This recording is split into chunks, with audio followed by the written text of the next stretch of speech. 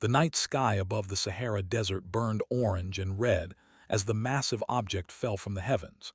It was the year 2031 when the alien vessel crashed into the endless sand dunes, creating a crater so large it could be seen from space. The impact shook the ground for hundreds of miles. People in nearby countries felt the tremors and thought it was an earthquake. Military satellites from every major nation captured the event.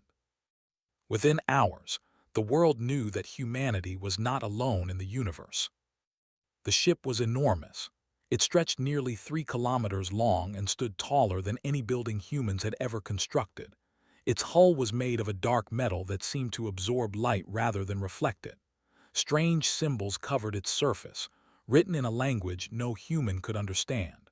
The vessel lay broken and silent in the desert sand, half buried from the force of its crash. Smoke rose from countless ruptures in its body. Whatever had happened to this ship, it had clearly suffered a terrible fate. World governments immediately sent teams to investigate. Scientists, soldiers, and engineers from dozens of countries gathered at the crash site. They set up camps around the vessel and began their careful examination. What they found inside shocked everyone. The ship was empty. Not empty of technology or equipment, but empty of crew. There were no bodies, no remains, no sign that anyone had been aboard when the ship fell from the sky. The aliens, whoever they were, had abandoned this vessel before it reached Earth. Dr. Sarah was among the first scientists to enter the ship. She was a physicist from China who had spent her career studying theoretical concepts that most people thought were impossible. As she walked through the dark corridors of the alien vessel, her heart raced with excitement and fear. The technology around her was beyond anything she had ever imagined. Panels on the walls displayed information in alien script. Machines of unknown purpose hummed with residual power. In the center of the ship, she found what appeared to be the main reactor. It was massive, filling an entire chamber the size of a football stadium. But it was cold and dark. Whatever power had once flowed through it had long since died. The international team spent months studying the ship. They learned many things. The vessel had come from a civilization far more advanced than humanity. Its engines were designed to bend space itself, allowing travel across distances that would take human ships millions of years. Its weapon systems, though damaged, were capable of destroying entire cities with a single shot. Its shields could withstand forces that would crush planets. This ship had been a warship, built for conquest and destruction. But something had gone terribly wrong. Engineers discovered the truth hidden in the ship's damaged computer systems. The vessel had been part of a massive fleet belonging to a species called the. They were conquerors who had swept across hundreds of star systems, destroying or enslaving every civilization they encountered. This particular ship had been sent to scout a distant region of space when its primary reactor suffered a catastrophic failure. The engineers tried everything to repair it, but the damage was too severe. The reactor used a form of energy that they themselves did not fully understand. They had stolen the technology from a species they had conquered long ago, and without that knowledge, they could not fix what was broken. The command made a cold decision. The ship was too damaged to save, and sending a rescue fleet would take resources they needed for their ongoing wars. They ordered the crew to abandon the vessel and let it drift into the nearest star system. Earth happened to be in its path. They did not care about the primitive planet or its inhabitants. To them, humans were insignificant creatures not worth the effort of conquest. They assumed the ship would burn up in Earth's atmosphere or crash harmlessly into an ocean. They never expected humans to find it, and they certainly never expected what would happen next. The nations of Earth argued for years about what to do with the alien ship. Some wanted to destroy it, fearing it might be dangerous. Others wanted to preserve it as a monument to humanity's first contact with alien life. But a small group of scientists and engineers had a different idea. They believed humanity could learn from this technology. More importantly, they believed humans could succeed where they had failed. They could repair the ship. This idea seemed impossible to most people. There were thousands of years more advanced than humans. Their technology was like magic compared to anything on Earth. How could primitive humans hope to understand, let alone repair, such advanced systems? But Doctor and her team were not discouraged. They approached the problem with fresh eyes, unburdened by the assumptions and traditions that had limited the engineers. The work began in 2035. Scientists from every nation contributed their knowledge and skills. Physicists studied the reactor's design and discovered something remarkable. The energy it used was similar to theoretical concepts that human scientists had been exploring for decades. Dark matter, zero-point energy, quantum vacuum fluctuations. These ideas had existed in human physics for years. The technology was advanced, but it was built on principles that humans had already begun to understand. The aliens had simply gone further down the same path. Doctor led the team working on the reactor. She spent years analyzing its design, running simulations and testing theories. They had been unable to repair it because they did not understand the underlying science. They had simply technology from another species without truly learning how it worked. But humans approached the problem differently. They asked fundamental questions. They challenged assumptions. They experimented with wild ideas that more conservative minds would have dismissed. In 2042, after 7 years of work, Doctor's team achieved a breakthrough. They discovered that the reactor's failure was caused by a resonance problem in its energy containment field. The original designers had used a specific frequency to contain the tremendous forces inside the reactor.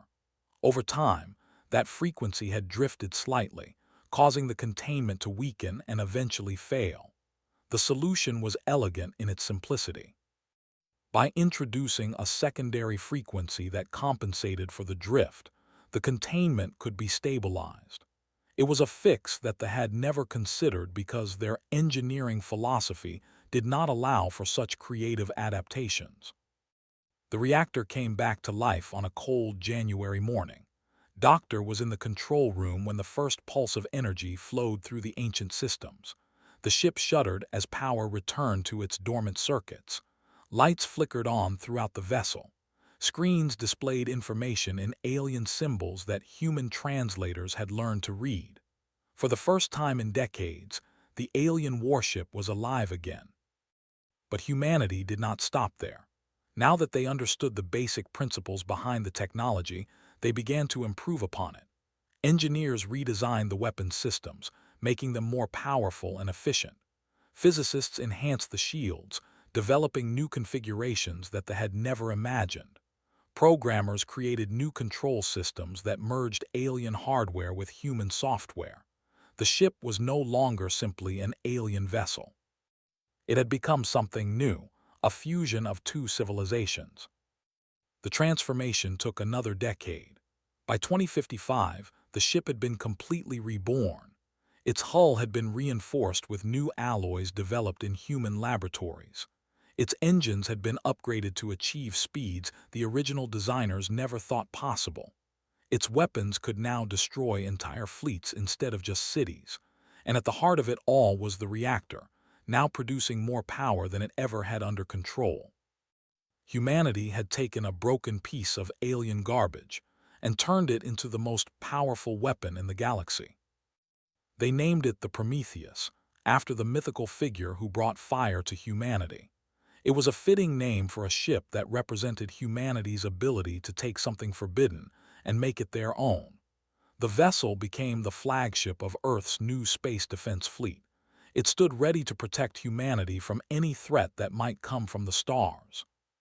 They learned of what had happened in 2067. A scout ship passing through Earth's region of space detected energy signatures that should not have existed. They investigated and found the Prometheus, the ship they had abandoned as worthless garbage, now restored and more powerful than any vessel in their own fleet. They were shocked and frightened.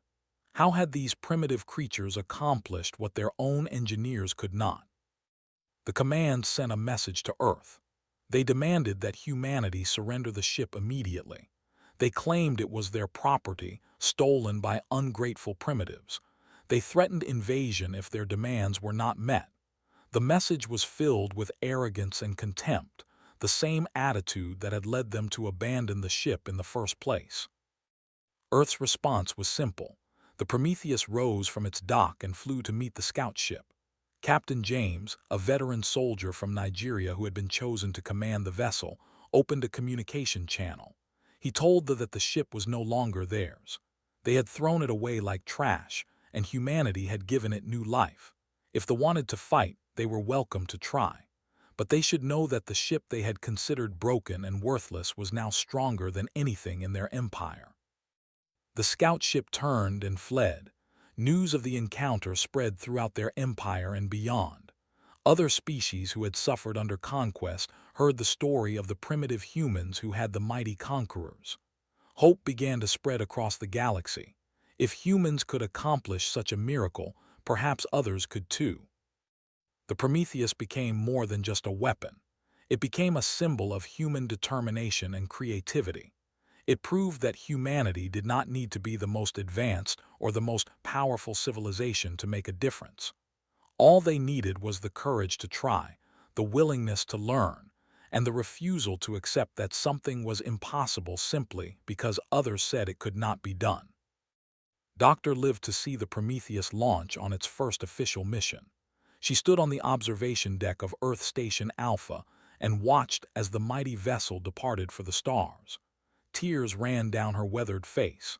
The ship that they had abandoned as garbage was now humanity's greatest achievement. It carried the hopes and dreams of an entire planet, and it would never have existed if humans had simply accepted the limits that others had imposed upon them. The universe had underestimated humanity. It was a mistake that would change the course of galactic history forever.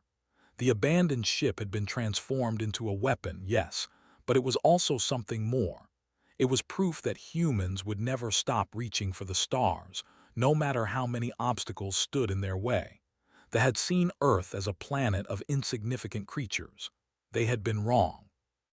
And they would learn, as would every other civilization in the galaxy, that humanity was not to be underestimated.